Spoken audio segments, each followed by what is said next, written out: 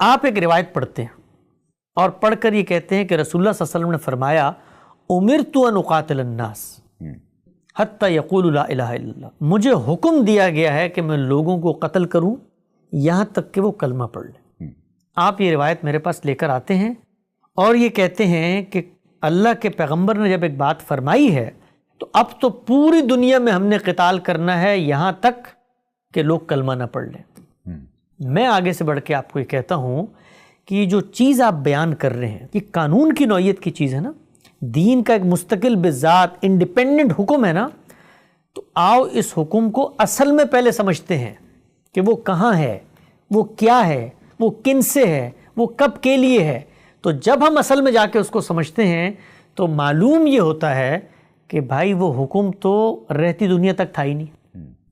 وہ حکم تو پیغمبروں کے ساتھ ایک خاص قانون کے تحت تھا، اس کو سامنے رکھ کے رسول اللہ صلی اللہ علیہ وسلم نے یہ بات فرمائی ہے، یہ تو قیامت تک کی کوئی ہدایت ہے ہی نہیں۔ آپ آگے بڑھ کے یہ کہتے ہیں کہ اصل تو جو بھی ہو بھائی، اصل سے اگر تم یہ سمجھو نا اور بالکل واضح لکھا ہوا ہے نا تو ہم اس کو منسوخ مان لیں گے۔ ہم یہ کہیں گے کہ یہ جو اصل کے اندر الفاظ کے تم نے معنی کیے نا کہ وما کننا معذبین حتی نبعث رسولا، اور اللہ تعالیٰ رسولوں کے ساتھ فیصلہ کرتے ہیں وَلِكُلِّ أُمَّةٍ رَسُولٌ فَإِذَا جَاءَ رَسُولٌ قُضِيَ بَيْنَهُم بِالْقِسْطِ، اور یہ يُعَذِّبُهُمُ اللَّهُ بِأَيْدِيكُمْ، اور یہ کہ بھائی إِمَّا نُرِيَنَّكَ بَعْضَ الَّذِي نَعِدُهُمْ أَوْ نَتَوَفَّيَنَّكَ، یا یہ کہ كُفَّارُكُمْ خَيْرٌ مِّنْ أُولَٰئِكُمْ أَمْ لَكُمْ بَرَاءَةٌ فِي الزُّبُرِ، یہ جتنی آیتیں تم پڑھ کے سناتے ہو نا اس کا معنی ہو سکتا ہے تم نے نہ سمجھا ہو۔ یعنی آپ مجھے یہ کہتے ہیں کہ غالب کے ایک شعر کی میں شرح کرنے جا رہا ہوں اور شعر کی اس شرح سے مطابقت کی کوئی ضرورت نہیں ہے، یعنی یہ تو میں عام زندگی میں برداشت نہیں کرتا، یہ اب اللہ کی کتاب کے ساتھ کرنے کے لیے ہمیں آمادہ کرنا چاہتے ہیں، اور اس کے لیے جو خوف کی فضا پیدا کی جاتی ہے لوگوں کو متنفر کرنے کے لیے، متوحش کرنے کے لیے کہ یہ تو رسول کی اس حیثیت کا انکار کر رہے ہیں۔ بھائی رسول کی اس حیثیت کو مان رہے ہیں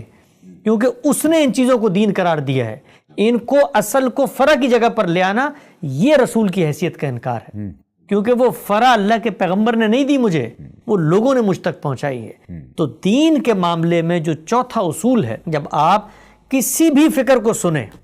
ایک عام آدمی کو میں کہتا ہوں، اس کے سامنے ایک مولوی صاحب ایک حدیث پڑھتے ہیں، کوئی قصہ سناتے ہیں، کوئی صحابہ کا اثر سناتے ہیں، کوئی واقعہ سناتے ہیں، یہ ضرور ہوگا کہ میں آگے بڑھ کے کہوں گا کہ بھائی پھر یہ اصل واقعہ کیا تھا،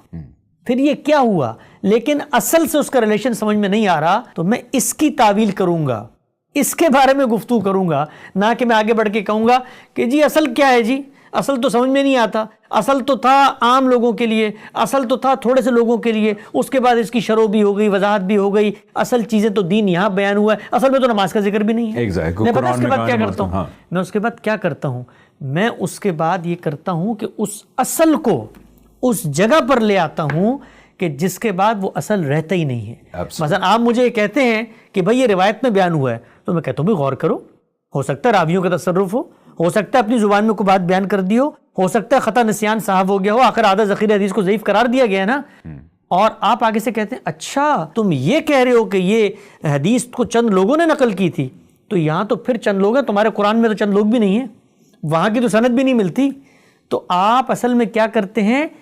فرع کو محکم بنانے کے لیے اصل کو زمین پہ لا کے گرا دیتے ہیں۔ اور وہ اصل ہے کیا؟ اللہ تعالیٰ کا کلام، اللہ کا فرمان ہے۔ اللہ نے قرآن میں کہا نہیں کہ قیامت کے دن یہ قرآن گواہی دے گا